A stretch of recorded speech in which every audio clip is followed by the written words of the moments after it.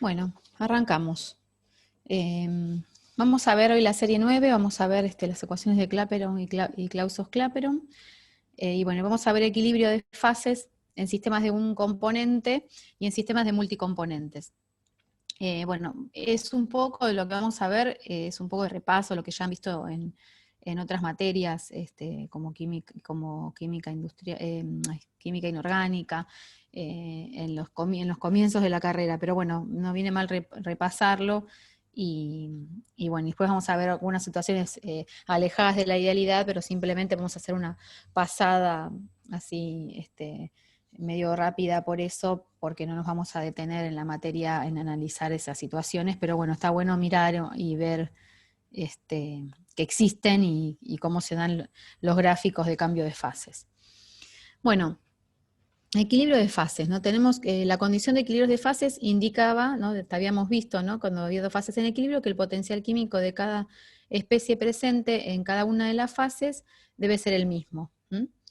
Se acordaba que cuando había equilibrio igualábamos el potencial químico de una sustancia en particular en las dos fases. Y bueno, lo que es equilibrio de fases y transiciones de fase aparecen muy frecuente en nuestra vida cotidiana. Por ejemplo, bueno, tenemos la ebullición del agua, la fusión del hielo, la sublimación del hielo seco. También tenemos la sublimación del agua, que vamos a ver en particular, vamos a mencionar, que es el proceso de liofilización que se utiliza para deshidratar alimentos. No sé si alguna vez escucharon de ese proceso de liofilización. ¿Alguien escuchó? Sí, sí, yo escuché antes. Ajá, muy bien, es un proceso en el cual se saca agua de un alimento, pero el agua en estado sólido, si se congela el alimento y en unas condiciones de presión y temperatura hace que el hielo líquido pasa a vapor y se elimina del alimento. Entonces eso evita que el alimento se dañe por evaporación del agua a través de un proceso tradicional en el cual uno aumenta la temperatura para evaporar el agua. Pero bueno, es un proceso caro, por eso no se utiliza tan frecuentemente digamos, en los productos deshidratados que uno observa en el mercado. Y en el caso de que haya productos que tuvieron ese proceso de liofilización, su costo es más elevado que el que tiene el proceso tradicional. Bueno, también tenemos transiciones de fase en operaciones y procesos en la industria, como por ejemplo hay evaporaciones o calentamiento con vapor o destilaciones, ¿sí?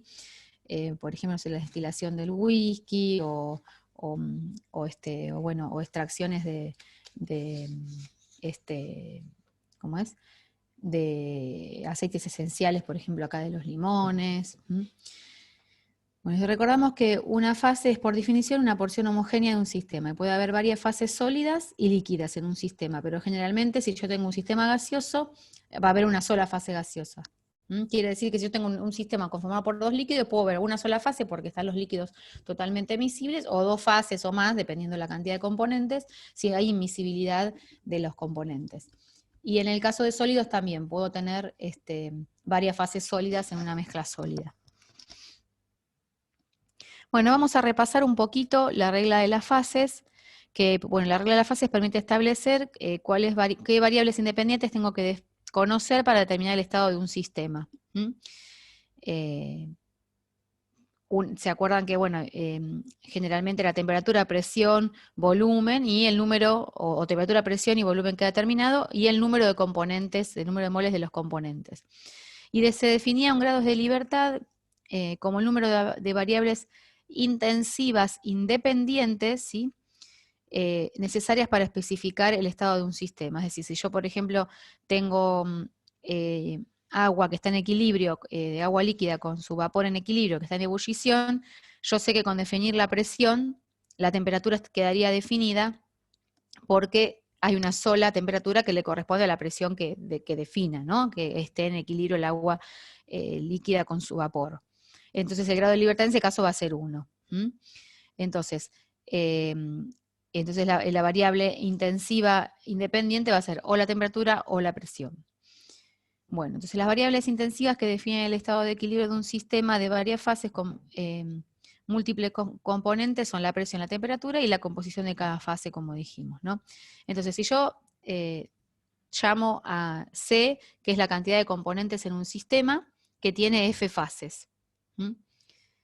Entonces uno tiene que hacer la cuenta de C por F más 2, que van a ser las variables intensivas que vamos a poner, ¿no? La cantidad de componentes por fases me va a dar en total esas variables de cada uno de esos componentes. Y más 2, que serían la presión y la temperatura. Y eso se supone que, suponiendo que todos los componentes están en todas las fases y que no va a haber reacciones químicas. Entonces, en ese caso, L sería el número total de variables intensivas a definir, va a ser igual a fases por componentes más 2. Pero bueno, después hay algunas restricciones, digamos, yo voy a dar una explicación así resumida de esto. Si ustedes lo quieren ver en detalle, sobre todo cuando veamos la parte de reacciones, lo pueden ver en el Levin que está explicado, ¿no? Pero bueno, algunas de esas variables no son independientes, o va a haber relaciones entre ellas, ¿no? ¿Por qué? Porque, por ejemplo, si yo, la composición son las fracciones molares tienen que sumar todas una. Entonces, si yo tengo dos componentes con que defina una de las fracciones molares, la otra va a quedar definida porque su suma tiene que quedar una. Entonces, si yo tengo C componentes y se fija la fracción molar, entonces yo tengo C menos 1 componentes, porque ya uno de ellos quedaría definido por esta resta de la suma de las fracciones molares menos 1. Entonces, dice, si tenemos C componentes y se fija la fracción molar de C menos 1 de ellos en cada fase, la fracción molar del componente C también queda fija en cada fase. Esto hace que disminuya en F el número de variables necesarias para definir el estado del sistema, ¿sí? Porque es por cada fase va a haber una variable menos.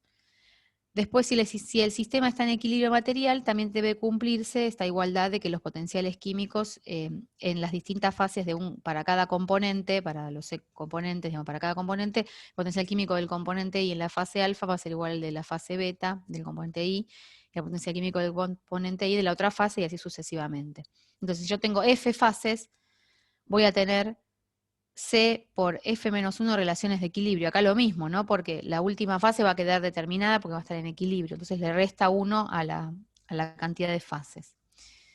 Y eso también va a reducir el número de variables necesarias para definir el estado del sistema.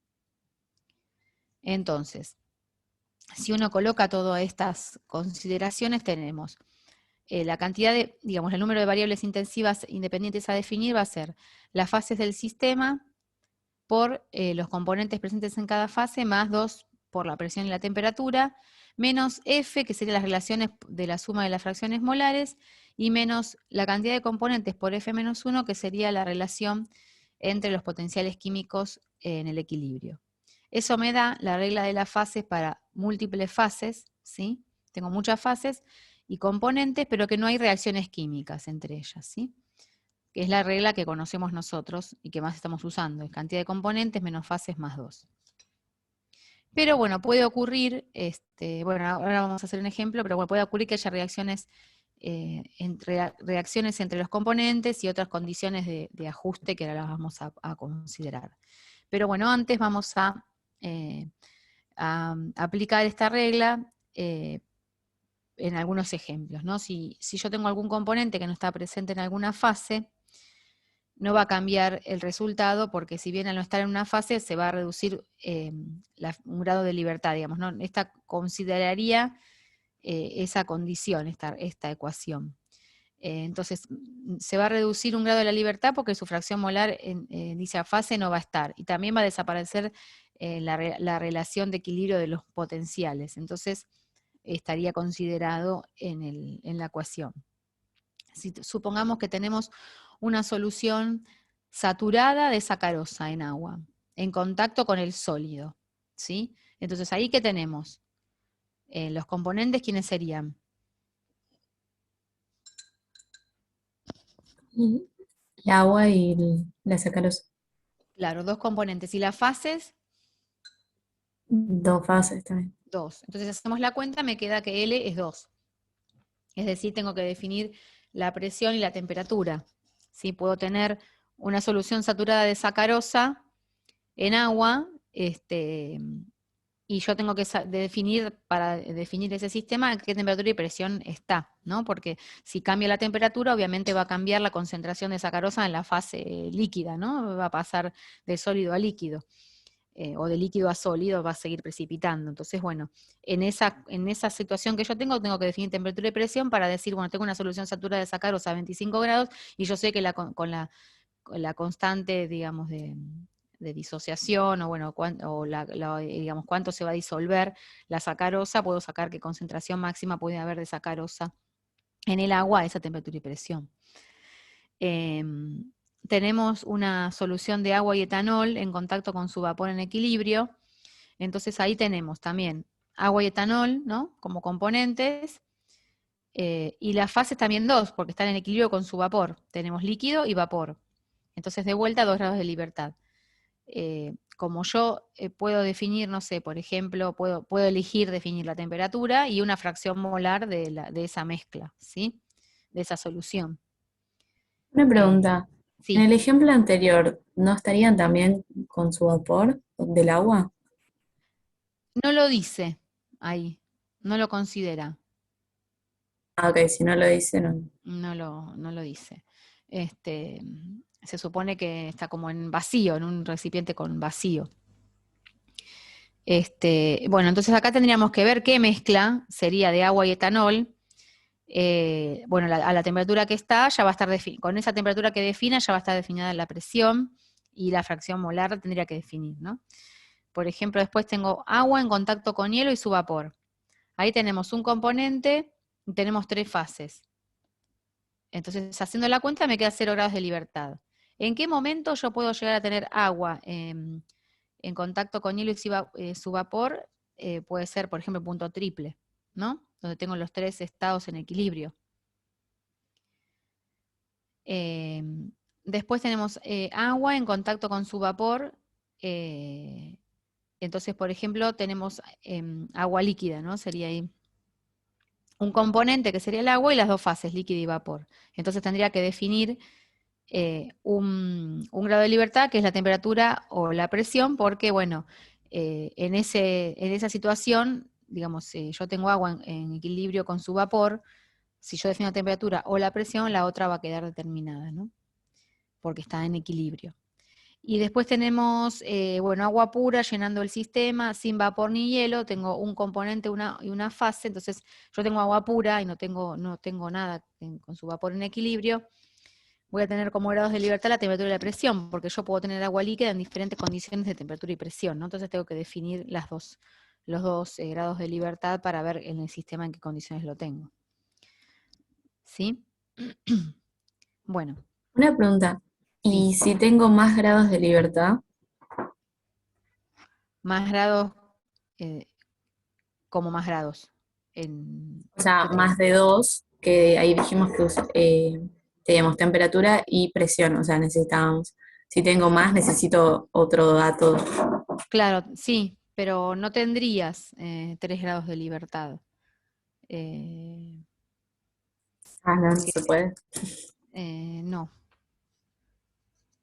A ver, hagamos la cuenta que eso de 3, a ver qué situación podría ser.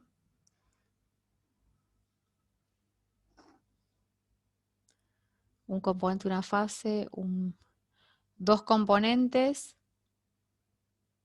Tengo Bueno, alcohol y agua, pero en vacío. claro, dos componentes, una fase, ¿no? Ahí, por ejemplo, más 2, ¿no? Dos componentes, sería el alcohol y el agua. Una fase, bueno, lo que pasa que ahí, bueno, ponele, está bien, vos tenés, tenés alcohol y agua. Eh, Vos ahí no tenés, solamente considerás el líquido, porque no vas a considerar la fase vapor, y no va a estar en equilibrio, como en este caso el segundo ejemplo, que tenés vapor en equilibrio. Ponele que se hace vacío, no se llegó al equilibrio. Entonces ahí vas a tener que necesitar saber temperatura, presión y qué composición tiene esa mezcla, por ejemplo. Esas serían las 3 determinaciones que tenés que hacer. Ah, perfecto. Gracias. Porque una vez que ese sistema alcanza el equilibrio, es como el segundo caso, que vos a una determinada temperatura vas a tener una presión de vapor determinada, porque se alcanzó el equilibrio.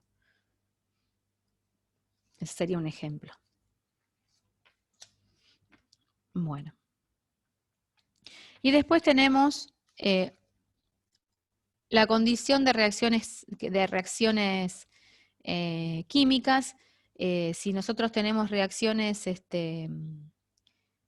químicas, cada reacción independiente va a reducir un grado de libertad.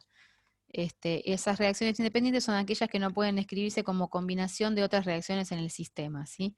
Entonces se le va a restar ese R, nosotros no lo vamos a ver, pero bueno, uno tendría que restar R por la cantidad, R sería el número de reacciones que habría en el sistema, independientes, ¿no? Que sea una reacción en cadena que una me dé a otras, ¿no? Porque ahí ya sería diferente, sería R-1 podría ser si una determina otra.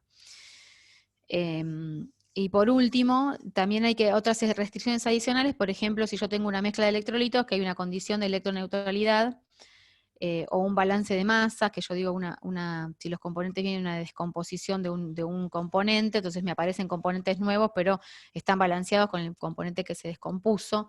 Entonces son otras restricciones adicionales que se simbolizarían con la letra A.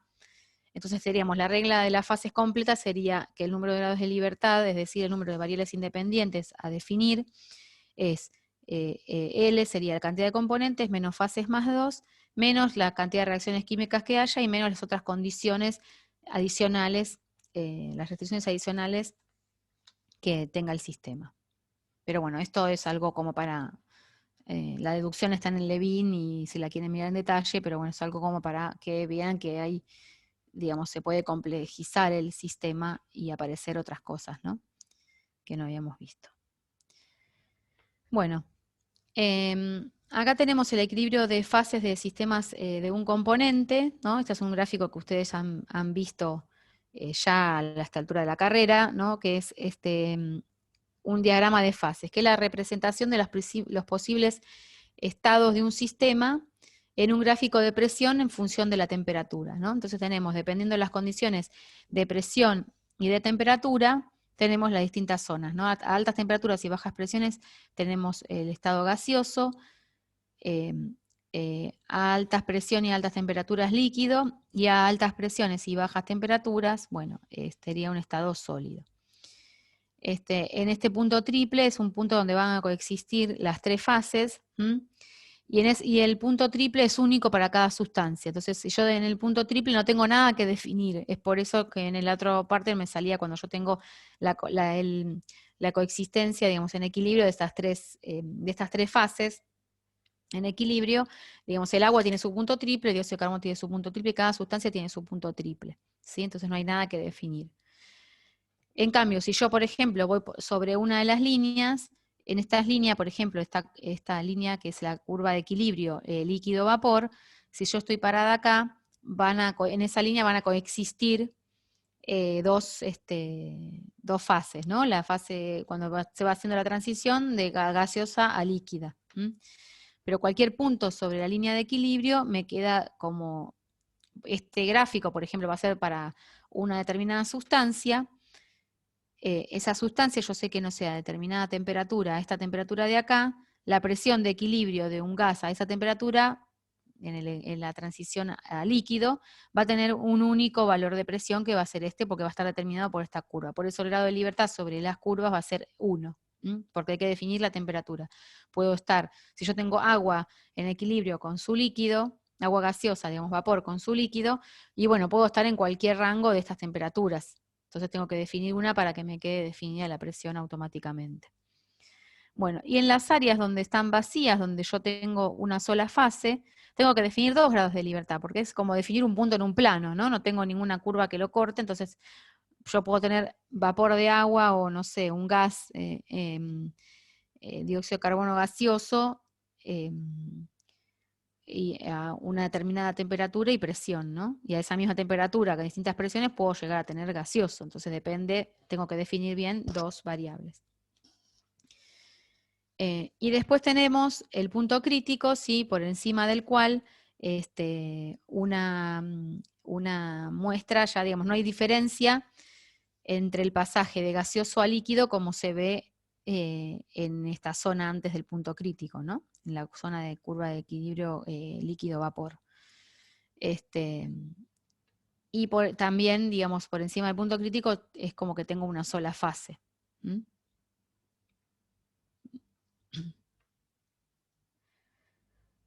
Bueno, acá tenemos el diagrama de fases para el agua. ¿Sí? En este caso tenemos, bueno, ahora vamos a ver, pero esta curva, esta pendiente entre sólido y líquido, que acá tenía una pendiente positiva, en el caso del agua, ay, perdón, es ligeramente negativa.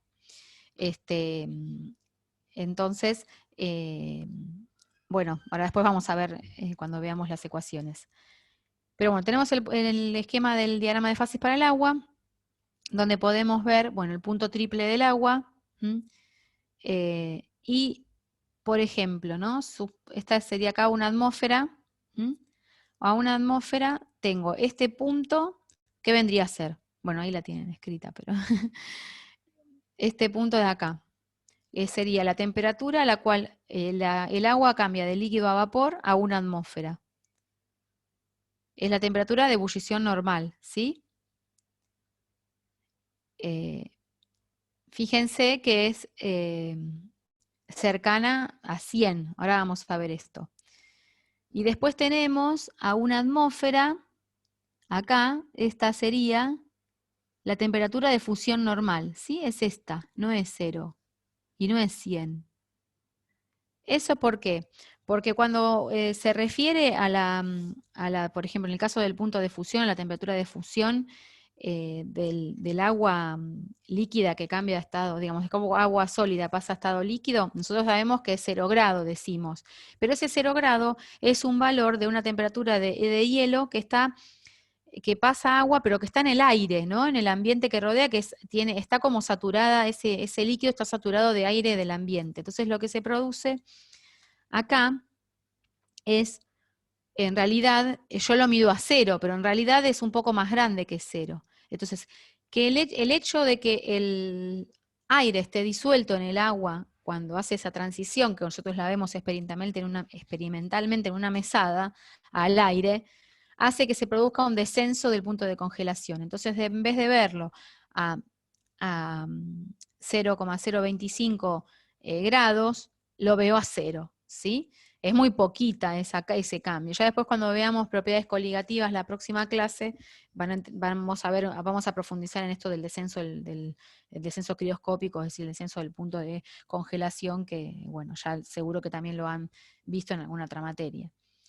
¿Y qué pasa acá también?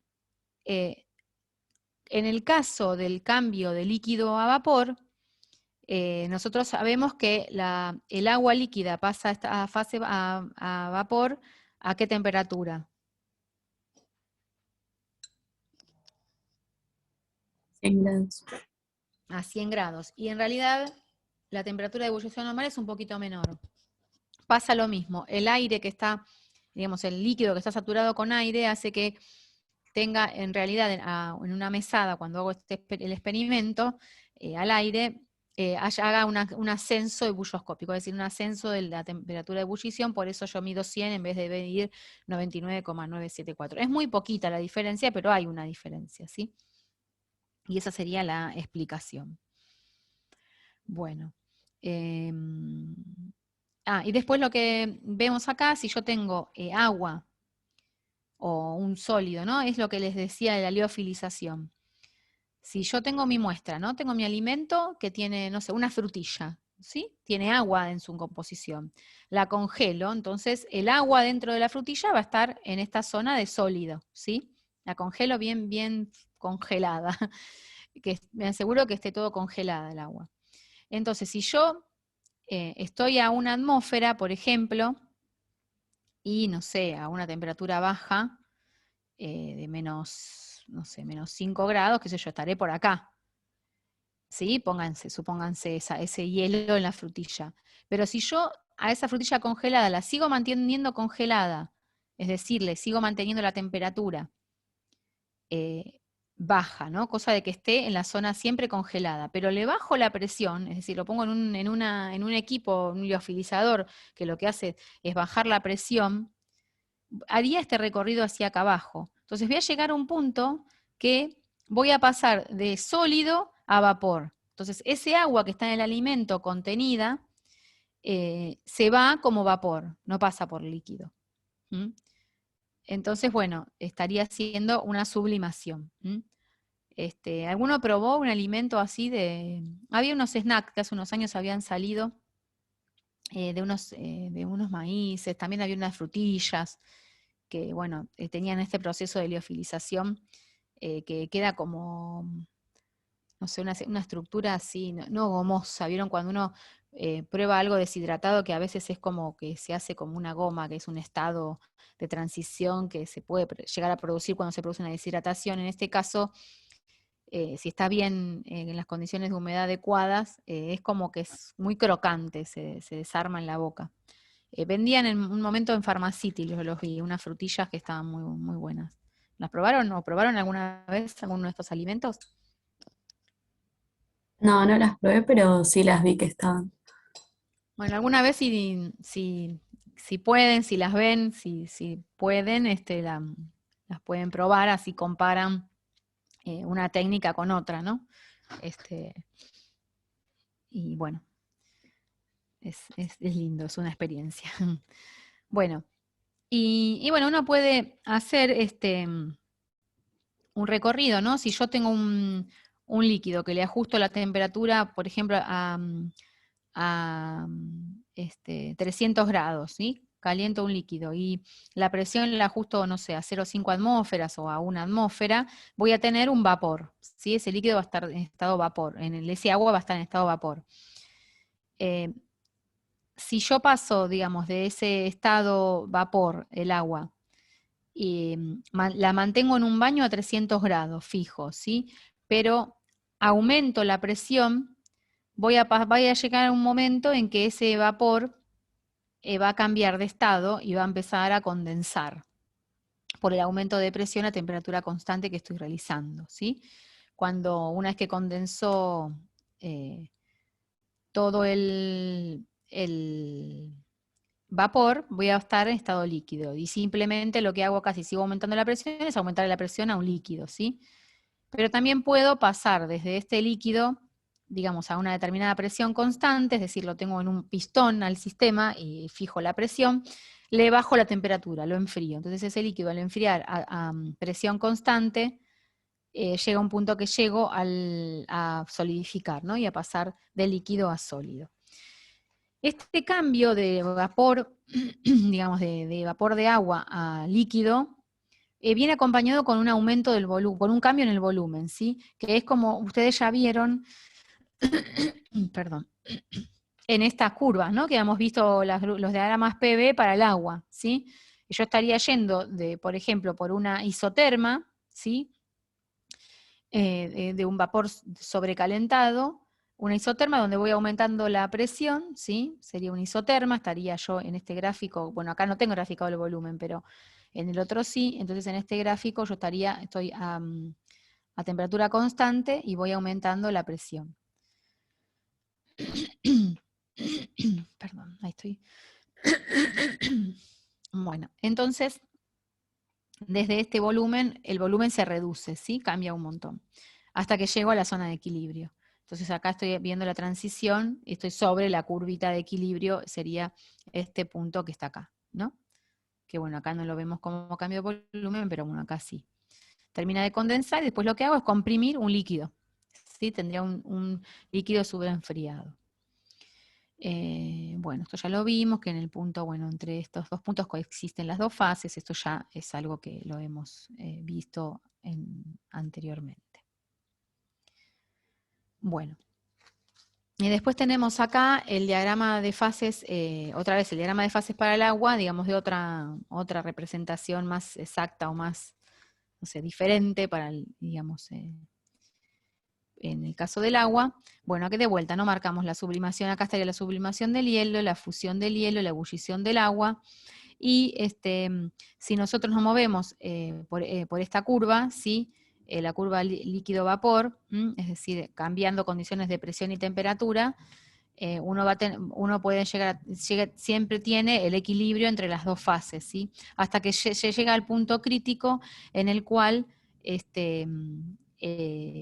bueno, no se ve más cambio de fase, ¿sí? Uno puede pasar luego del punto crítico de gas a líquido sin ver el cambio de fase, es como un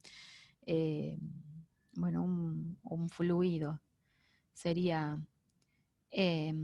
Y lo que se observa es, a medida que ocurre este cambio, ¿sí? El líquido, la densidad del líquido va disminuyendo porque se va expandiendo el líquido. Y en el caso del vapor, como aumenta la presión, su densidad aumenta, hasta que cuando se llega al punto crítico, las densidades del líquido y del vapor coinciden. Entonces en ese punto estoy justo en el punto crítico, ¿sí? Ese sería el gráfico de la densidad en función de la temperatura.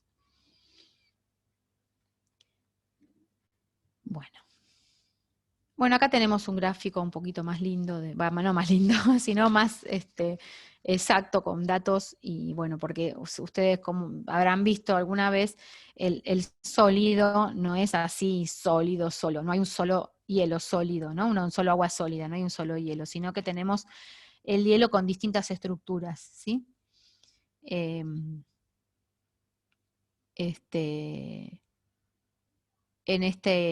El hielo que vemos, bueno, tiene estas estructuras, bueno, y dependiendo las condiciones de presión y de temperatura, bueno, tenemos otros hielos de otros cristales de hielo. Y inclusive hay una curva acá superior que hace que, bueno, a muy altas presiones y altas temperaturas se tenga otros hielos ahí. Bueno. Acá tenemos datos si no, acá tenemos la temperatura de ebullición, la temperatura de fusión, y bueno, perdón, a una atmósfera, ¿no? Y no tendríamos temperatura de sublimación normal porque no ocurre no hay sublimación a una atmósfera, sino que hay sublimación recién después de 0,06 pascales, atmósferas, 0,006 atmósferas. Bueno. Después este es otro diagrama de fases del carbono, ¿sí? El carbono en su estado así natural es digamos, en el estado normal, donde uno lo tiene en las condiciones atmosféricas en las que está el estado estable del carbono. ¿Cuál es? ¿Saben? ¿Grafito? El grafito, sí. El carbono grafito es el estable en las condiciones que estamos nosotros, ¿no? En las condiciones normales de presión y temperatura. Así que sería, digamos, dentro del sólido, ¿no? Acá está como más esquematizado el gráfico pero tenemos la curva de sólido y vapor, o sólido líquido, y acá tenemos los dos estados así más conocidos del grafito, que es del carbono, que es en estado sólido, que es el grafito y el diamante. Y después tenemos entre medio, hay estados metaestables, digamos, como mezclas de ambos en la transición, ¿sí? Y lo que, bueno, acá uno quería destacar que, bueno, el carbono diamante a temperaturas, en condiciones normales de presión y temperatura no es estable, ¿no? Pero bueno, gracias a Dios, para los que tienen diamantes, ese cambio es tan lento, esa cinética desde ir de carbono diamante a grafito, digamos, es tan lenta que no alcanzan las vidas, digamos, humanas para ver ese cambio. Bueno, y fíjense que el carbono diamante se forma en una situación de altas presiones, ¿sí? Del carbono grafito, ¿sí? Y es un mineral, es el mineral más duro que hay en la naturaleza. Por eso se lo utiliza para tallar o bueno, para hacer aplicaciones de joyería y algunas aplicaciones industriales, donde se requiere bueno, una dureza importante para hacer determinados trabajos, ¿no? Bueno. Y después tenemos acá, este es interesante, que es el dióxido de carbono. El dióxido de carbono tenemos, bueno, la zona de dióxido de carbono gaseoso, donde a una atmósfera, ¿sí? Y 25 grados estaremos por acá, ¿sí? En las condiciones normales de presión y temperatura, el carbono está gaseoso. Tenemos la zona de dióxido de carbono líquido y sólido. Y lo que uno conoce como el hielo seco, ¿sí? Que le llaman, que es, fíjense, que si yo puedo tener a una atmósfera que a muy bajas temperaturas el dióxido de carbono sólido. Y si yo ese dióxido de carbono sólido lo dejo al ambiente, va a ocurrir la transición de sólido a líquido, porque si yo estoy acá en una atmósfera, en el ambiente, se va a ocurrir la sublimación, y por eso nosotros podemos ver el hielo seco como digamos, ese humo que es el cambio del sólido al vapor. Y con lo que tanto los chicos juegan, sobre todo cuando van a la heladería y mis hijos piden que le traigamos, que le pongamos el hielito, y bueno, es ahí jugar con el hielo un montón, hasta que se acaba. Bueno, y hay una zona de equilibrio, digamos, cuando termina tenemos la zona, luego de la presión crítica, del punto crítico, que es la zona donde está el dióxido de carbono, estaría como fluido supercrítico, ¿sí? En estas condiciones supercríticas de temperatura y de presión, ¿sí? Puede utilizarse este fluido, que es un fluido supercrítico, digamos, en las condiciones a las que el dióxido de carbono llega a un estado supercrítico, son condiciones que se pueden manejar y se pueden conseguir. Por eso se ha utilizado el dióxido de carbono como fluido supercrítico para hacer extracciones, como un solvente de extracción. Y es como un solvente de extracción mejor que otros solventes, como, no sé, el etanol o nuestros compuestos orgánicos, porque es fácil de eliminar del alimento una vez que hiciste la extracción, ¿no? No es el caso de un compuesto orgánico, un solvente orgánico de los que conocemos. Entonces, bueno, puede extraerse cafeína del café. Yo encontré unos trabajos donde se utilizaba este fluido supercrítico para extraer fosfolípidos de huevos de salmón, y para extraer ácidos grasos y polifenoles en residuos de uva. Fíjense que son todos compuestos con alto valor, como para que valga la pena aplicar esta metodología para extraer, porque bueno, es un método más caro que usar los otros solventes, ¿sí? Porque bueno, hay que ajustar las condiciones de temperatura y presión adecuadas para llegar a este estado del supercrítico. Bueno, creo que no me olvidé. Bien. Bueno, vamos a ver ahora las entalpías, digamos, de cambios de estado y las entropías de cambios de estado, ¿no?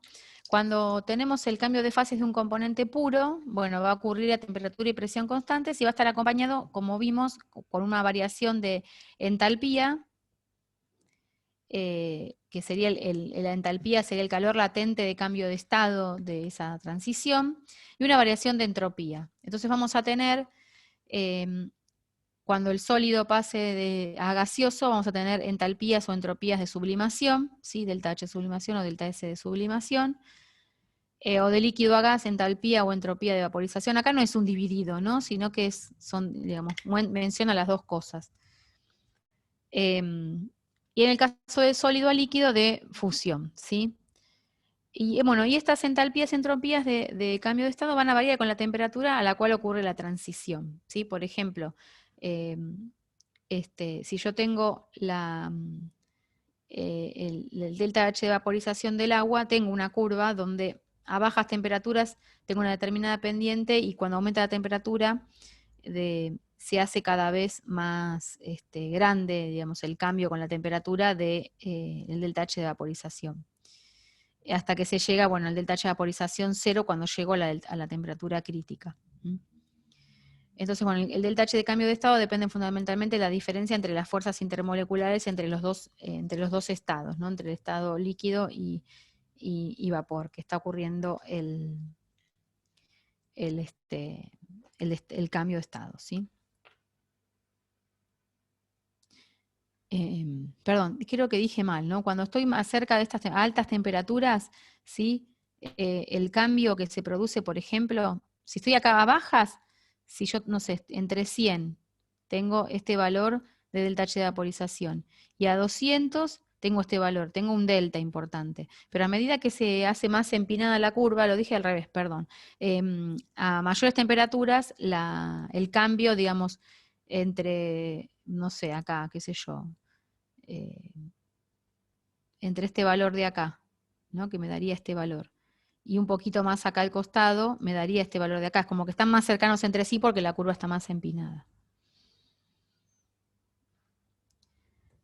Bueno, lo que se han observado que, digamos, si uno ve los datos empíricos digamos, de entropías de vaporización de líquidos y a sus temperaturas de ebullición, ¿sí? Normales, se observaron que, bueno, hay una amplia gama de líquidos que tenían un valor parecido, ¿sí? Fíjense acá, benceno, tetracloruro de carbono, ciclohexano, bueno, todos tienen un valor medio, estos parecidos. Después, bueno, ya hay otros que se alejan de ese valor. Y eso supone que cuando se hace un cambio de estado, el volumen, digamos, desde líquido a vapor, el volumen de vapor que aparece es similar en estos compuestos, digamos, el volumen. Entonces, bueno, eso, digamos, cuando el líquido se convierte a gas, generan un determinado volumen parecido entre ellos. Entonces, eso llevó a que haga esta observación, esto es una observación empírica, ¿no? Esto se medía y se veía esto. Entonces se llevó a que no sé, aparezca, digamos, esta regla de Trutón que dice que el delta S de vaporización a la temperatura de ebullición normal de un compuesto sea igual, que es igual, digamos, al delta H de vaporización sobre la temperatura de ebullición normal, porque esto se da porque el delta G de ebullición, de vaporización, es 0, ¿no? Entonces delta G igual delta H menos T delta S, de ahí se despeja y queda esta expresión. Y dicen que ese delta S se puede escribir aproximadamente como 10,5 por R. Esto es aproximadamente 87 Joule sobre Kelvin mol, ¿no? Que más o menos está alrededor de ese valor, ¿sí?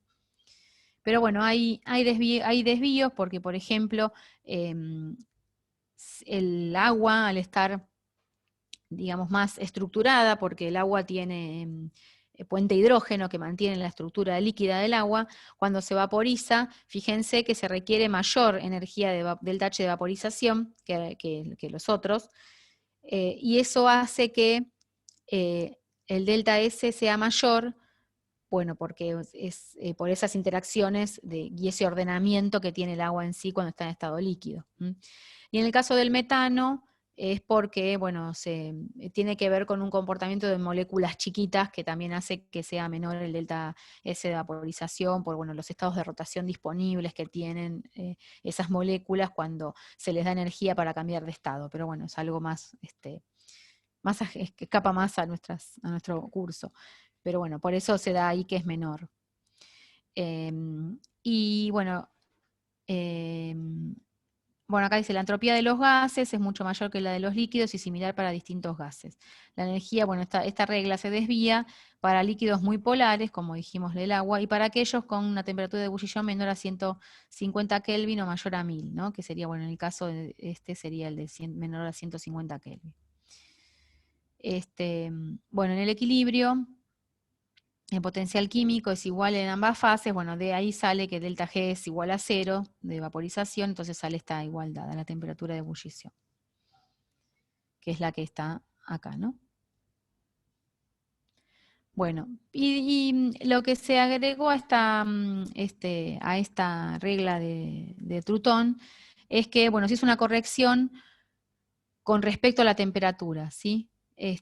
Porque, bueno, se hizo una corrección porque, bueno, considerando la temperatura de ebullición de los distintos componentes. Entonces, fíjense acá, tenemos el delta H de vaporización de distintos compuestos, el delta S medido experimental, ¿sí? Fíjense que las moléculas chiquitas tienen más chico, ¿ven? Neón, nitrógeno, argón, ¿sí? Y después ya aumenta. Y bueno, y esto sería el valor pronosticado, digamos, predicho con la regla de Trutón. Que bueno, en algunos casos se escapa más y en otros casos está más acertado, ¿no? Bueno, y acá de vuelta el caso del agua, que bueno, se desvía más de la regla de Trutón. Bueno, y fíjense lo que habíamos visto, ¿no? Que a mayores interacciones moleculares, mayor es el delta H de vaporización. Y no es lo mismo el delta H de vaporización que los del delta H de fusión. Siempre el delta H de fusión son más chicos que el delta H de vaporización. Bueno, vamos a ver estas ecuaciones y después hacemos un intervalito. Bueno, tenemos la ecuación de Clapeyron. La ecuación de Clapeyron, bueno, va a describir estas curvas, ¿no? Que vimos de equilibrio sólido, líquido y gaseoso, y estas curvas de equilibrio. Entonces, lo que vamos a hacer es hacer, digamos, una ampliación de una zona por ejemplo, esta curva entre gas y líquido, ¿sí? O entre cualquiera de las dos fases, ¿no? Porque puede ser entre sólido y líquido o entre sólido y gas, ¿no? Pero bueno, tomamos ahí, entonces por eso tenemos a fase alfa y fase beta, ¿no?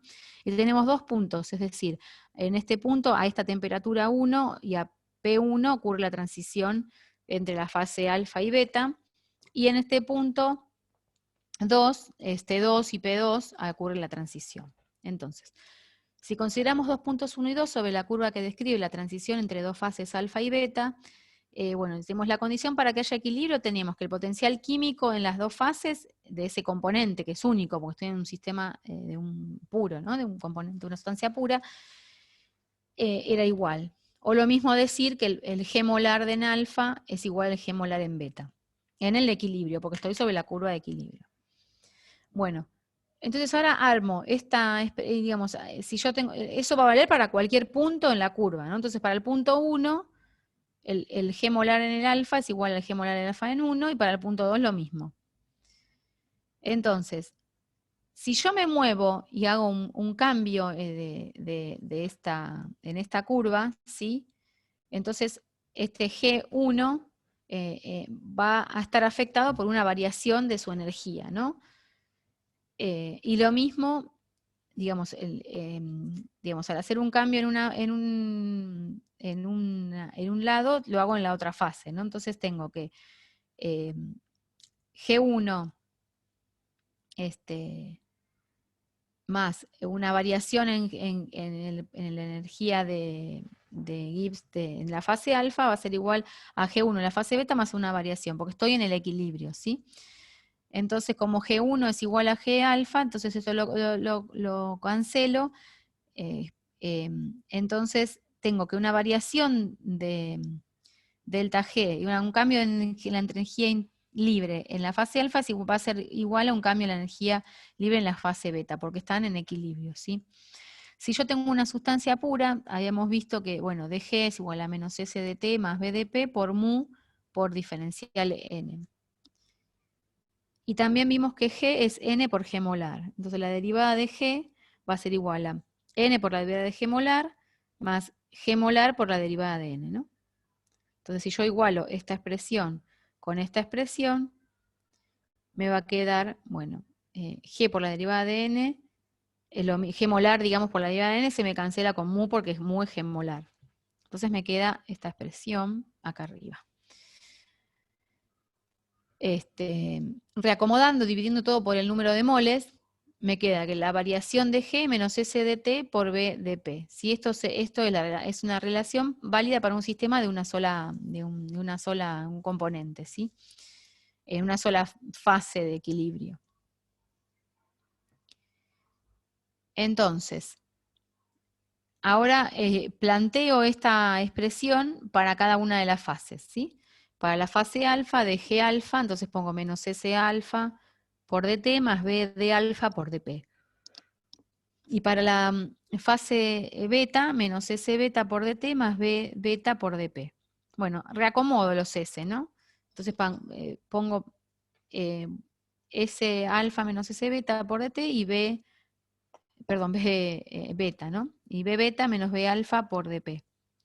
Fíjense que esto serían, reacomodando, ¿no? Me queda, paso el diferencial T para el otro lado y paso los volúmenes para el otro. Entonces me queda que la variación de P con la temperatura es igual a la variación de la entropía entre las dos, el cambio de fase, ¿sí? Delta S de vaporización en este caso, sobre delta B de vaporización, ¿sí? El cambio entre alfa y beta. Puede ser vaporización o puede ser de sublimación o de cualquier cambio, o de condensación, o de fusión, ¿no? Sería vale para cualquier cambio de fase, ¿sí? Acá lo decimos ahí, pero vale para cualquier transición de fase. Por eso es alfa y beta en general. Bueno, entonces es indistinto cuál fase se toma porque si es la transición inversa, cambia el signo de ambas, ¿no? Si yo voy de sólido a líquido, tengo un signo, o si voy de líquido a sólido, tengo otro signo. Entonces eso se va a dar en los dos casos. Entonces se va a cancelar los signos, ¿sí? Entonces, como en el equilibrio delta H es igual a T delta S, entonces yo puedo reemplazar acá delta S por delta H sobre T y me queda la ecuación de Clapeyron, que es la variación de la presión con la temperatura es igual al delta H de la transición sobre T por el cambio de volumen de la transición, ¿no? A la temperatura de la transición. Entonces esta ecuación va a descubrir las curvas de equilibrio de fases para sistemas de un componente. Bueno, entonces si tengo para líquidos, gas es vaporización, para sólido gas sublimación. En esos casos la pendiente de la curva es positiva porque las variaciones de entalpía y de volumen son positivos, ¿no? Si paso de líquido a gas, el delta B aumenta y el delta H es positivo. Y de paso de sólido a gas también, el delta H es positivo y el delta B aumenta. Entonces, en ese caso, el cambio de la presión con la temperatura va a ser positivo. Si tengo transiciones sólido-líquido, que sería esta curva de acá, va a ser positiva o negativa dependiendo del sistema. Por ejemplo, en el agua va a ser negativa, ¿sí? Porque el volumen, cuando paso de líquido a sólido, aumenta, ¿sí? El sólido ocupa más volumen que el líquido, entonces hace que haya un signo distinto y tenga una ligera pendiente. Y lo que tiene también es que estas en general tienen como una pendiente más caída y las otras son más abruptas, la de sólido líquido, porque bueno, la variación de volumen de pasar de sólido a líquido no es tan grande como la que se produce, la variación de volumen de pasar de líquido a gas. ¿Sí? Fíjense que acá es diferencial P y diferencial T, y tengo P y T, ¿no? Sería como analizar esta pendiente, ¿no? De las curvas, ¿sí? Por eso hablo de la pendiente, ¿no? Porque tengo P en función de T, entonces la variación de P respecto de T es la pendiente de esas curvas. ¿Se entendió? ¿O me siguieron? Sí, sí. Bueno, y después tenemos la ecuación de Clausius-Clapeyron. Digamos, si uno aplica la ecuación de Clapeyron a una vaporización, a una sublimación, uno considera también que el volumen molar del gas es mucho mayor que el del líquido, ¿sí? Acá abajo, y reemplazando ese volumen del gas, ¿sí? Ese delta B lo considero como solo el volumen del gas, porque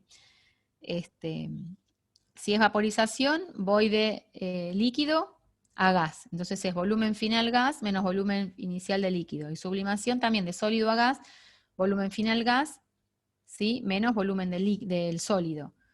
Desprecio el volumen del sólido respecto al volumen del gas, o volumen del líquido respecto al volumen gas, entonces aproximo que delta B es aproximadamente igual al volumen molar del gas. Y además aproximo que el gas se va a comportar como un gas ideal. Entonces, el volumen del gas lo reemplazo por la ecuación de gases ideales, RT sobre P. Entonces, reemplazo en esta ecuación de Clapeyron delta H sobre T y reemplazo el delta B, ¿no? Y reacomodando, ¿no? Si acá me queda diferencial P y paso el P para acá dividiendo, ¿sí? Entonces, diferencial P sobre P es la derivada del logaritmo de P, ¿no? Porque si yo quiero derivar logaritmo de P, es un acomodamiento matemático, ¿no? La derivada del logaritmo de P es 1 sobre P por la derivada de P, ¿sí? Entonces, bueno, se agrupa así para meter la P en la misma variable. Sobre diferencial T es igual a delta H sobre RT cuadrado, ¿no? Porque acá queda una T y acá tengo otra T. Esta ecuación de Clausius-Clapeyron es válida para la transición sólido-gas o líquido-gas, ¿sí? Que esté lejos de la temperatura crítica porque si no, no valen estas dos aproximaciones que hicimos acá. Y después, bueno, si uno tiene en cuenta que, ¿no? que la derivada de 1 sobre t, ¿sí? Es menos 1 sobre t cuadrado, entonces uno puede reacomodar. Lo mismo que se hizo con la p que la pusimos adentro, puede acomodar esa expresión y poner, digamos, de qué manera yo meto t cuadrado, tal que cuando hago la derivada me quede 1 sobre t cuadrado.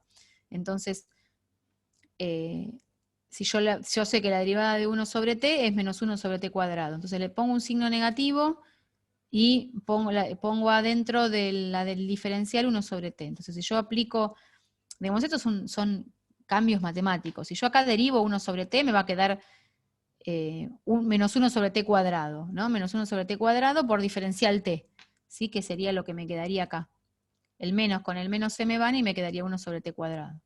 Y diferencial logaritmo de p es 1 sobre p por diferencial p y me quedaría la expresión en realidad anterior a esta donde se redujo esa p.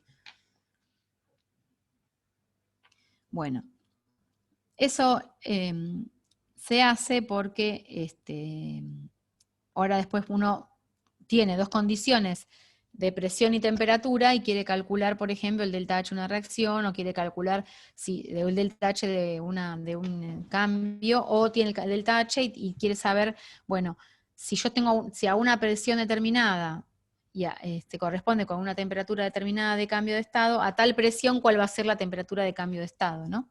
Entonces lo que hago es integrar entre dos estados posibles de cambio de estado, a ambos lados, no paso el diferencial para acá y esto lo dejo de este lado. Entonces integro entre 1 y 2, diferencial logaritmo de P, que va a ser igual a menos delta H. Acá considero que el delta H no cambia con la temperatura en el rango que uno va a estudiar, pero en realidad tendría que considerarse, pero bueno, no lo vamos a considerar, sobre R por la integral entre 1 y 2 de diferencial 1 sobre T.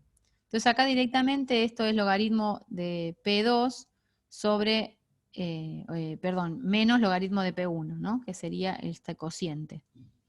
Igual a delta H, y esto sería menos 1 sobre T cuadrado, sería menos 1 sobre T2 al cuadrado, menos 1 sobre T1 al cuadrado. Y eso, bueno, reacomodando los signos me queda esta expresión. Entonces, si por ejemplo el estado 1 es presión atmosférica, la temperatura esta correspondiente va a ser la temperatura de ebullición normal. Entonces yo puedo averiguar en otra condición de presión cuál va a ser la temperatura a esa presión, de equilibrio líquido-vapor o sólido-vapor. Bueno, vamos a parar acá y después vemos estas últimas transparencias, lo que queda de la hora. Dale. ¿Cuarto? ¿Venimos y cuarto? Sí, profe. Bueno.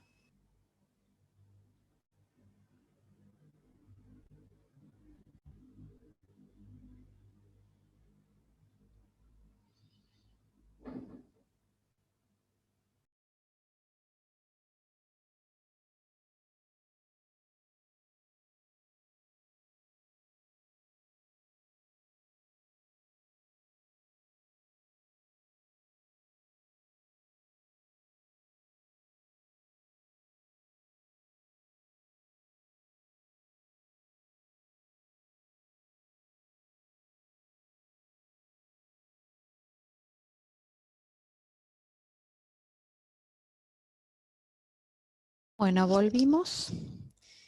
Acá estoy.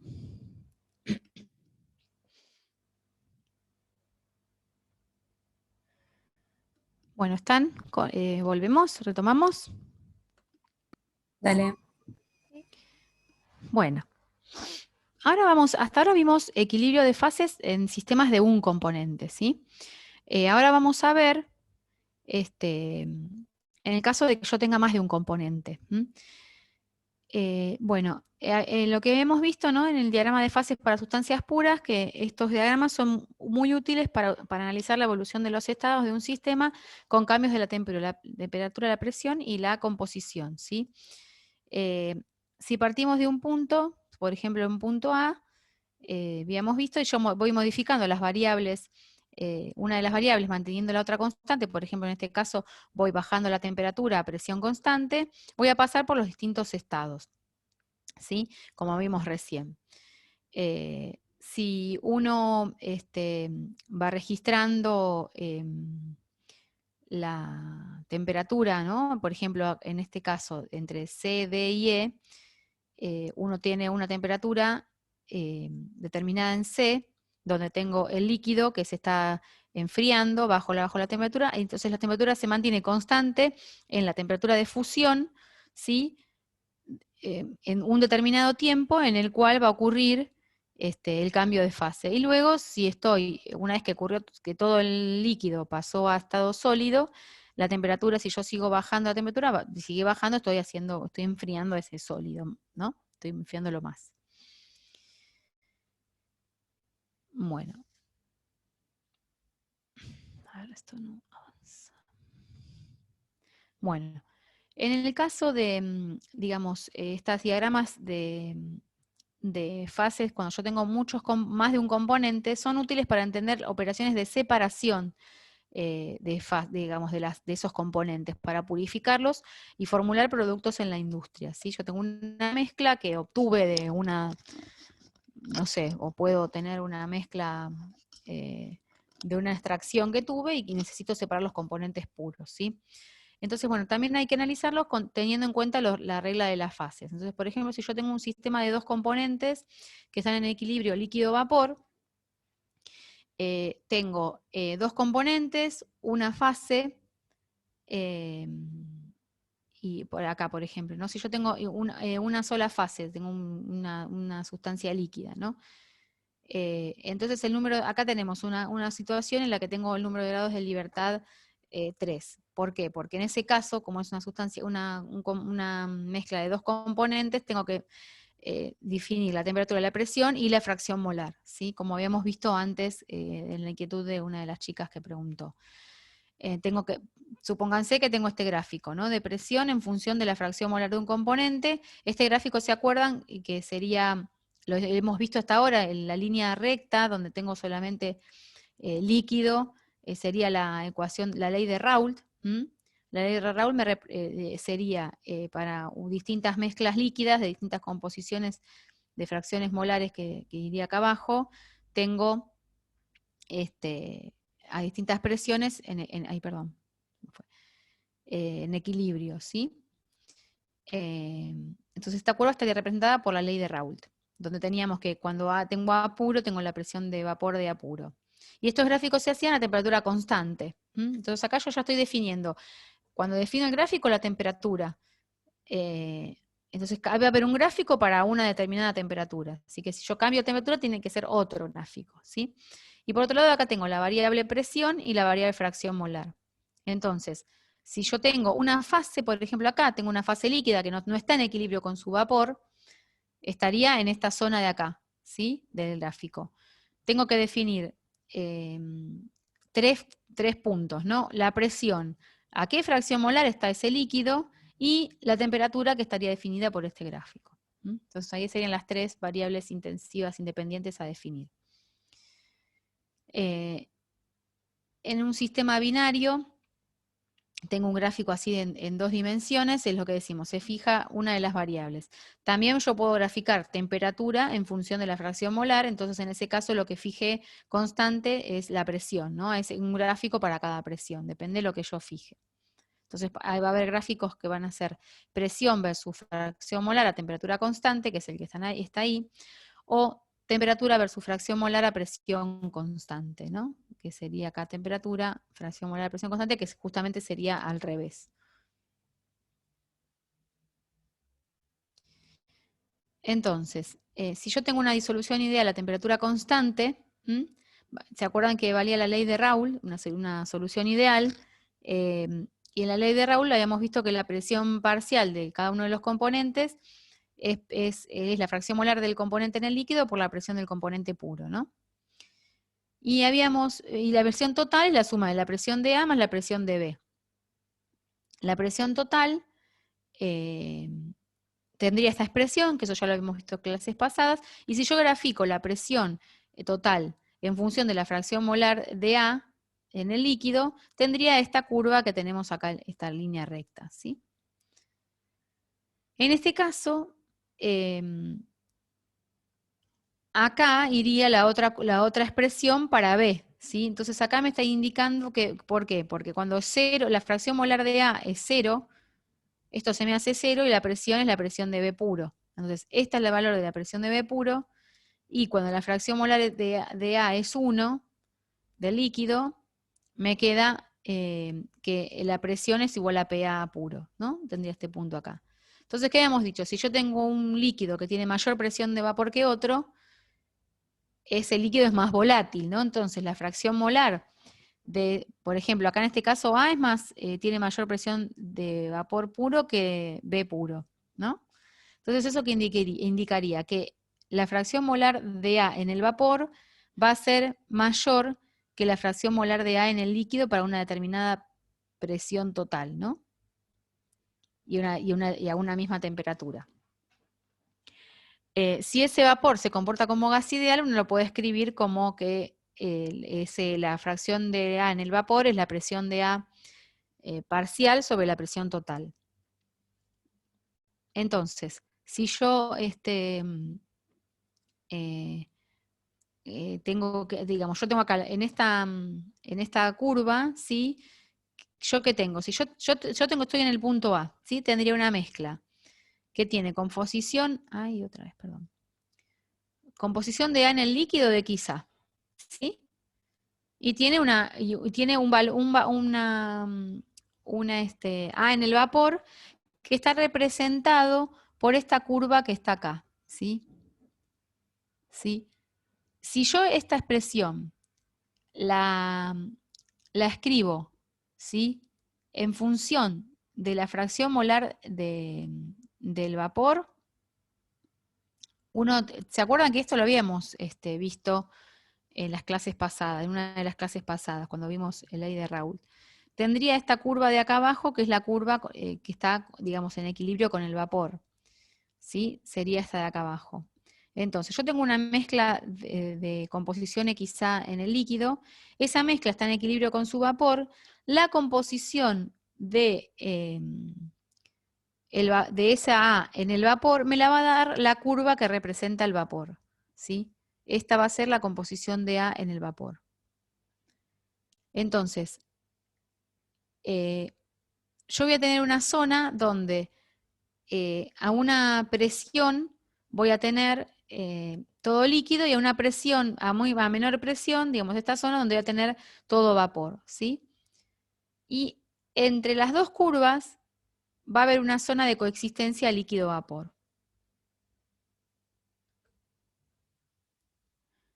Entonces, seguimos con un gráfico similar. Supónganse que yo tengo un líquido de una mezcla, un líquido en este punto A, que es una mezcla de A más B, que tiene una fracción molar de A en el líquido de esta concentración que tengo acá abajo. Ese líquido se mantiene a temperatura constante en un baño, y lo tengo en un pistón, por ejemplo, y le voy bajando la presión a esa temperatura constante porque el pistón estaría sumergido en un baño a temperatura constante.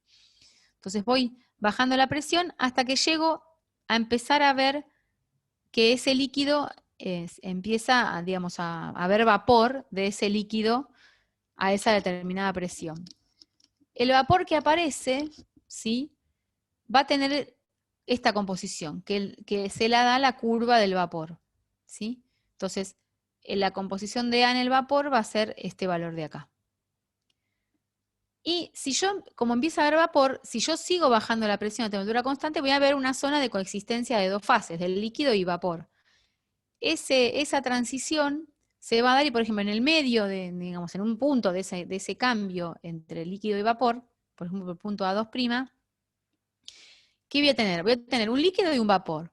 El líquido va a tener, el A del líquido va a tener esta composición que va a la curva del líquido, ¿sí? Y el vapor va a tener esta composición. Fíjense que a medida que yo voy bajando, antes tenía esta composición inicial, y apenas empezó a condensar, a vaporizarse, tengo esta composición de X en el vapor. A medida que voy bajando, la X en el vapor se va corriendo y se va viniendo para acá, y la X del líquido se va viniendo para acá, ¿sí? Cuando llego a este punto, ya tengo la última gota de líquido que ya está por vaporizarse, ¿sí?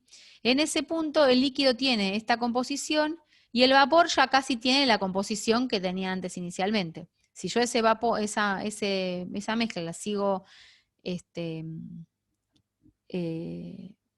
la sigo enfriando, voy a tener, le sigo bajando la presión, voy a tener vapor de la composición, todo vapor de la composición inicial que yo tenía en líquido, ¿sí?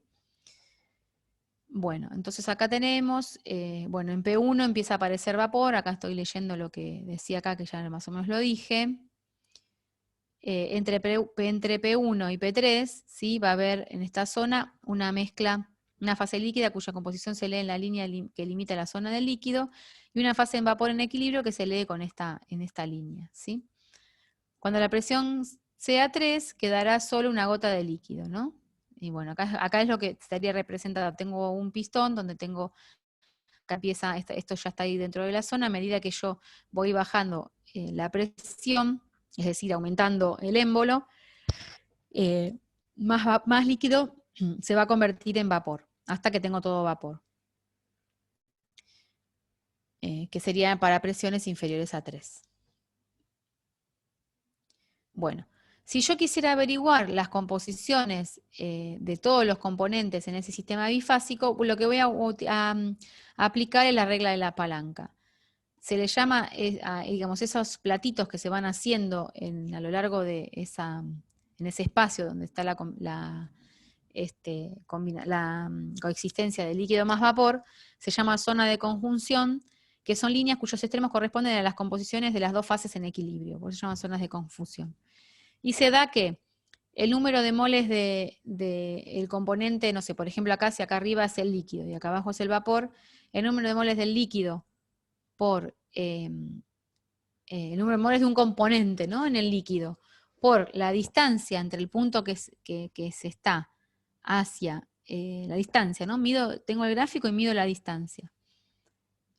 Hacia este lado es igual al número de moles de ese componente en el vapor por la distancia del punto donde estoy hacia el vapor, ¿no? Que sería esta expresión. Bueno.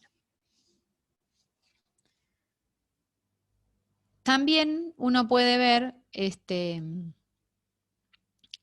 gráfico, como habíamos dicho, ¿no? En vez de graficar presión, en función de la fracción molar, puedo graficar temperatura y tengo el gráfico a presión constante. Y en este caso se invierte, ¿no? Cuando a mayor presión, menor temperatura de ebullición y viceversa. Entonces, el gráfico está hacia el otro sentido, ¿no?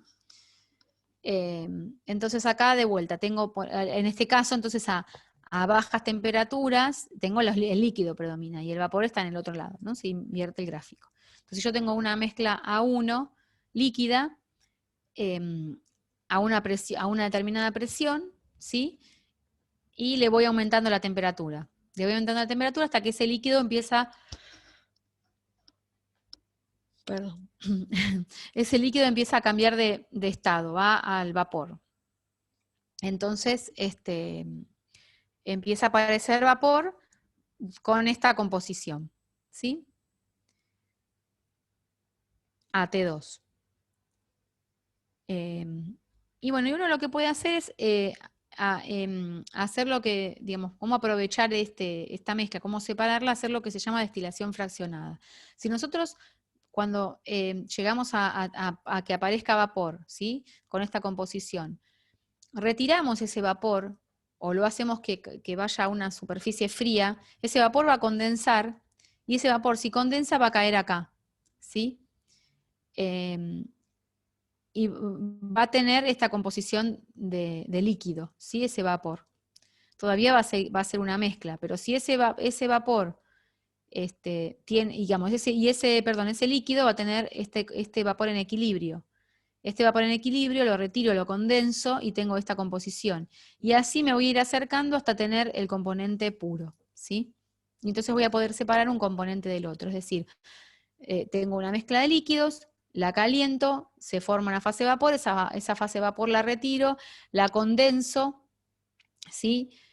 La condenso y vuelve a estar en equilibrio con su vapor lo retiro y así voy extrayendo los vapores y ese vapor se va enriqueciendo en el componente más volátil, ¿sí? Entonces voy a extraer el componente más volátil primero.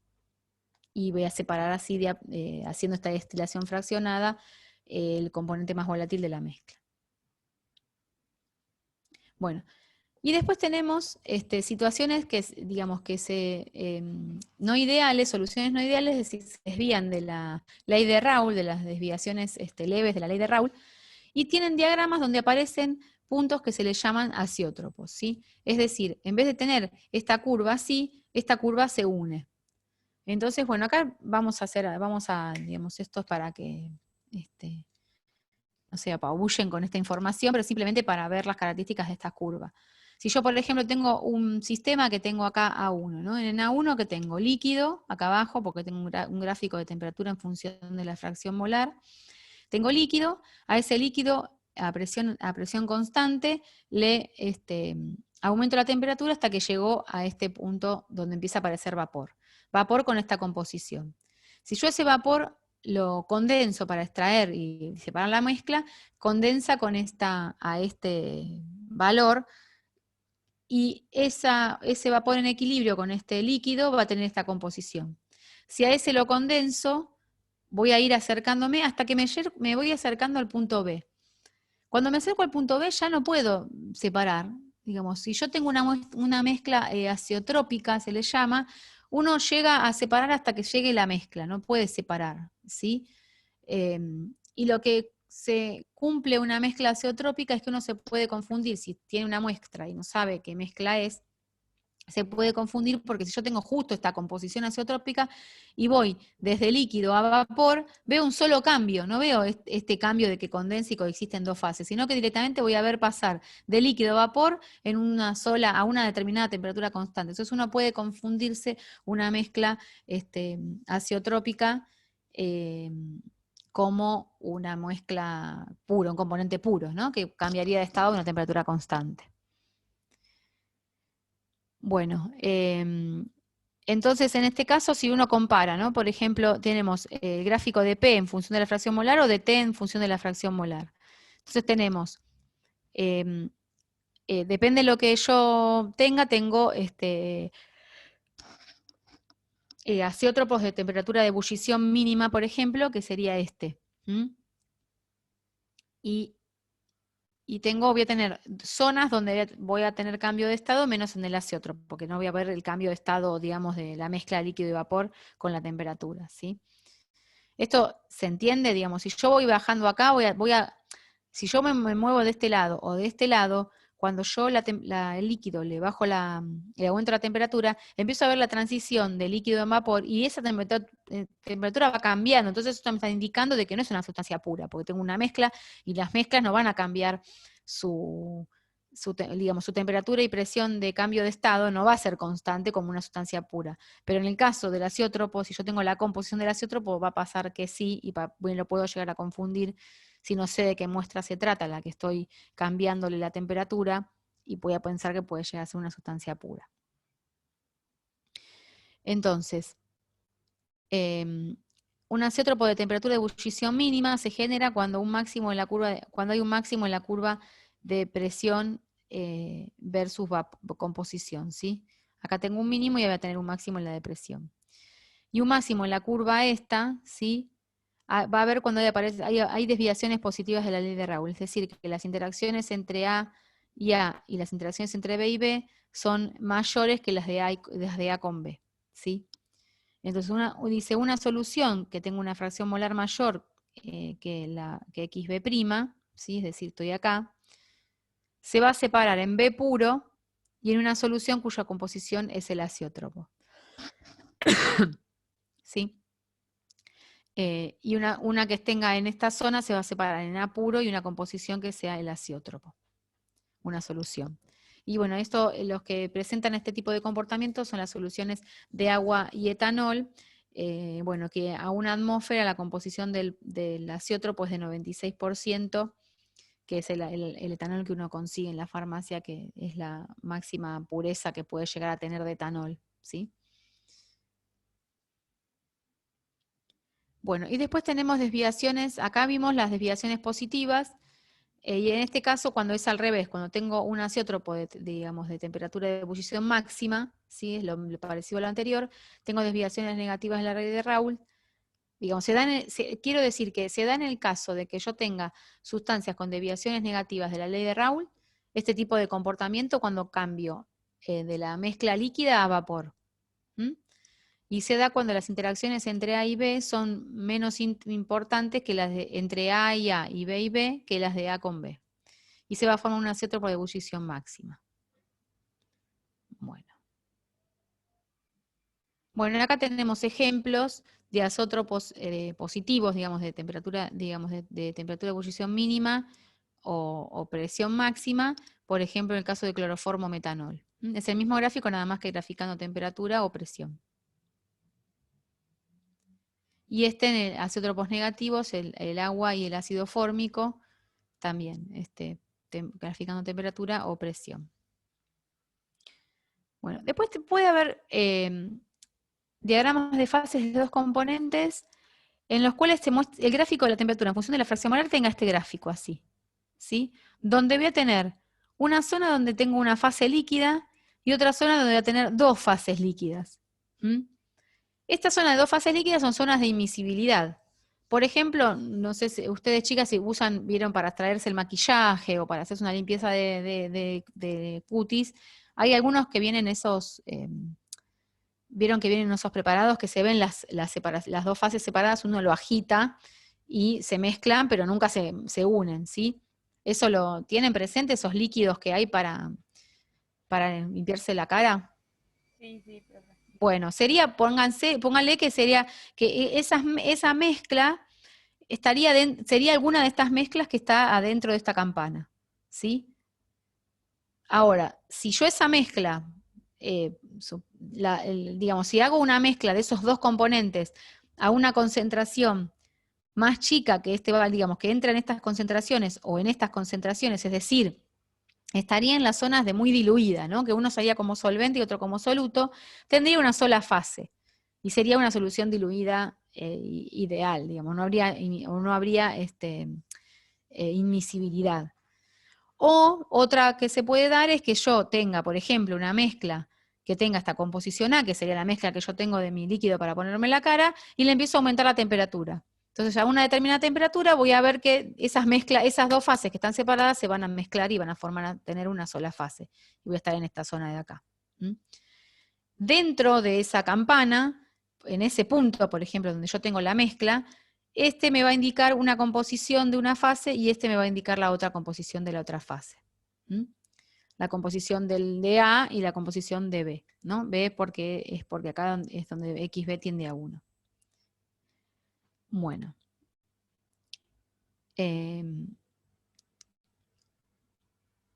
Entonces estas desviaciones de la idealidad puede hacer que aparezca, voy a leer un poco, emisibilidad parcial, la solución se separa en dos fases líquidas inmisibles, una fase en la que A es el solvente y B el soluto, y otra fase en la que B es el solvente y B es el solvente y A es el soluto, ¿no? Bueno, se van separando. Bueno, lo que ya dije, bueno, hay una determinada temperatura por encima de la cual va a haber una zona de fase líquida, sería temperatura crítica de solución. Es como U de upper, digamos. y a partir de esa temperatura ya no, digamos, a partir de esta temperatura, para cualquier temperatura voy a tener siempre una mezcla de una sola fase. ¿Sí? Por debajo de esa temperatura voy a tener zonas de 2 fases o zonas de una fase. Bueno, acá tenemos, por ejemplo, la mezcla de butanol agua líquida, ¿sí? Que sería este el comportamiento, o hexano nitrobenceno que tiene este comportamiento. Y también puedo aplicar adentro de esa campana la regla de las fases para determinar la composición de los compuestos en esas dos fases que están juntas. O también se pueden dar al revés, ¿no? Estos gráficos que a bajas temperaturas y en todo rango son una sola fase. Y después si yo a una determinada temperatura, digamos, si se aumenta, se empiezan a separar, dependiendo de la composición en la que la mezcla se tenga, se pueden llegar a separar en 2 fases invisibles, ¿sí? Entonces yo puedo tener, y siempre lo mismo, ¿no? Son desvíos de una solución idealmente diluida, porque yo puedo tener soluciones ideales en esta zona donde tengo muy poca fracción de trietilamina, por ejemplo acá, y más de agua. Entonces el agua estaría como solvente y la trietilamina como soluto y sería una solución diluida. Lo mismo acá, ¿sí? Al revés. Bueno, y también cualquier punto de acá me va a dar la composición del agua y la composición de la trietilamina. Bueno, estos sistemas suelen formar compuestos débiles que se descomponen con la temperatura y la miscibilidad parcial aparece a temperaturas superiores a un valor crítico que se llama TLC. Bueno, después también podemos ver así, donde tenga dos, por ejemplo en agua nicotina o toluidina y glicerol, se dan que hay una temperatura máxima a partir de la cual hay una sola fase, y entre esta máxima y esta mínima hay 2 fases. Hay una zona donde, depende de las condiciones que yo tenga de temperatura y qué composición tenga, puedo llegar a tener mezclas de agua nicotina o toluidina y glicerol que esté separada en 2 fases o no, dependiendo de dónde esté. ¿Mm? Bueno, ya falta poquito. Profe, una Sí. pregunta ahí. Ahí también juegan las interacciones de los componentes para los distintos tipos de curva, digamos. Claro, claro, sí, sí, son desvíos de la idealidad y que bueno, eso ya es una cosa más compleja, que bueno, fíjate que son, que a soluciones diluidas, que sería esta zona de acá o esta zona de acá, sigo teniendo una sola fase de las mezclas. Claro. Pero bueno, en las soluciones intermedias tengo desvío de la idealidad. ¿Mm? Gracias. Nada de nada. Bueno, y bueno, y acá si uno, digamos, acá estábamos hablando de solamente componentes líquidos, ¿sí? Pero ¿qué pasa si yo estas mezclas líquidas que vimos acá, que no tienen, no son parcialmente miscibles en determinadas condiciones, les aumento la temperatura para cambiarlos de estado? Entonces supónganse que en el primer caso tengo este gráfico así. Tengo un determinado, digamos, acá tengo la temperatura en función de la fracción molar. A bajas temperaturas tengo las dos fases líquidas, a aumento de la temperatura tengo las 2 fases combinadas, mezcladas, digamos, miscibles, y si sigo aumentando la temperatura, esa mezcla líquida la voy a pasar a estado vapor. Entonces, por ejemplo, supónganse que tengo acá, bueno, en este caso tendríamos que es frecuente tener una zona de miscibilidad parcial como esta y tener un azeótropo de ebullición mínima, ¿no? Digamos que los que presentan este tipo de comportamiento suelen tener este cambio cuando cambio el estado vapor. Entonces, si yo tengo una mezcla homogénea acá de líquido con la composición A1, puede ser que yo tenga, ¿no? Tengo una mezcla de 2 componentes y es totalmente líquida. Lo que hago es aumentarle la temperatura y esa mezcla empieza a pasar a estado vapor, ¿sí? El vapor va a tener esta composición.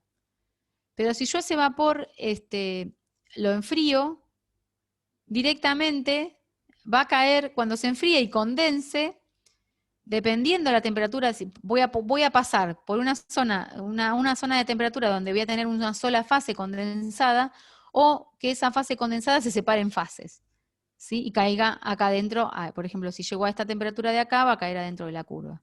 Entonces va a tener 2 fases líquidas. ¿Sí? Bueno, como que ya se empieza como a complicar el asunto, ¿no? Y si no, bueno, entonces acá dice que, ¿qué puede ocurrir? Que las dos fases líquidas se vuelvan homogéneas antes de pasar al vapor, es decir, acá en esta zona, ¿no? Que yo tengo una zona donde tengo las dos fases líquidas, pasan a ser homogéneas en un rango de temperatura y luego después cuando cambio de temperatura y empieza a aparecer la fase de vapor, se separan. O todo unido, ¿no? Que ese gráfico de arriba, este que está acá arriba, esté unido con el de abajo. Entonces, bueno, ya acá es un lío, ¿no? Que no va a haber una temperatura crítica superior y la destilación va a comenzar desde la zona de miscibilidad parcial. Por ejemplo, ven, tengo acá esta mezcla de dos componentes que es una solución líquida. Aumento la temperatura, empieza acá a separarse vapor. El vapor tiene esta composición que si lo hago condensar ya directamente cayó en líquido, ya tiene una mezcla que tiene esta composición del componente B y esta composición del componente A. Y bueno, ya se complica, ¿no? Yo, digamos, es como que al tener las dos fases, después, bueno, no sé, tengo que ver si digamos, si yo la caliento, voy a seguir cayendo en esta zona, digamos. Y acá lo que se da está ese punto de la temperatura, digamos, que si yo tuviera una mezcla, por ejemplo, inmiscible acá, esta mezcla pasaría toda a vapor, sin ver cambio, digamos, directamente pasa todo el líquido a vapor, para llegar a tener la composición acá a esta temperatura 3.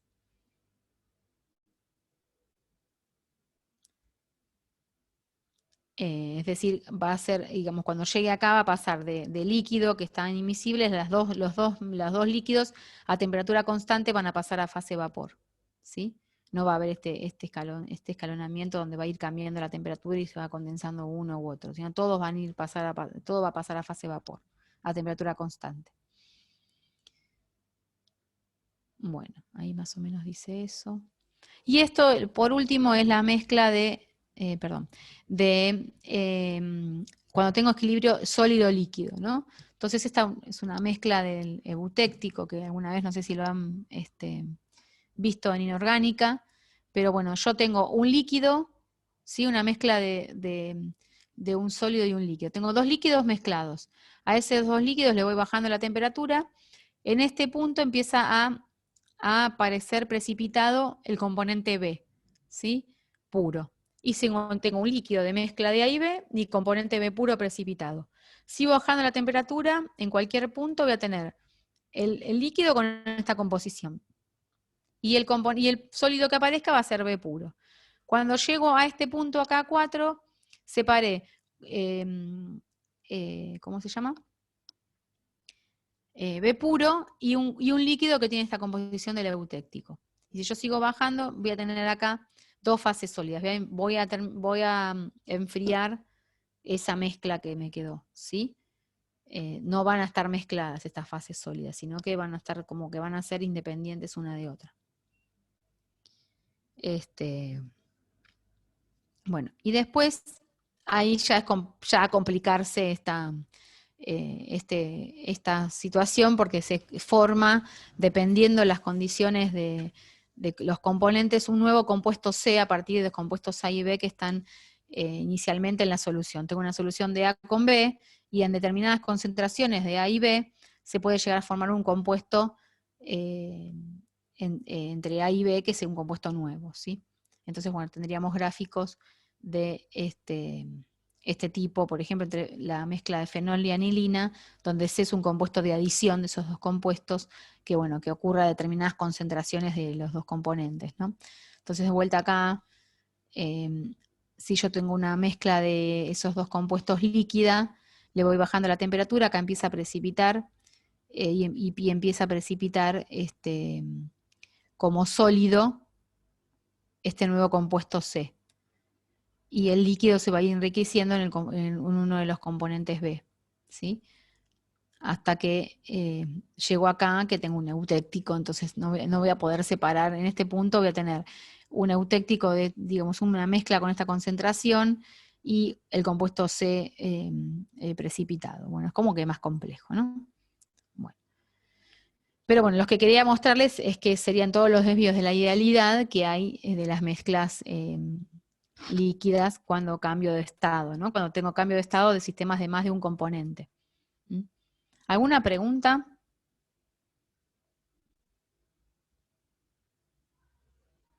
Esto es más bien para informativo y que lo vean, no van a verlo en los problemas, y bueno, es para que tengan ejemplos de situaciones que se puedan dar de desvío de comportamiento de la idealidad, ¿sí?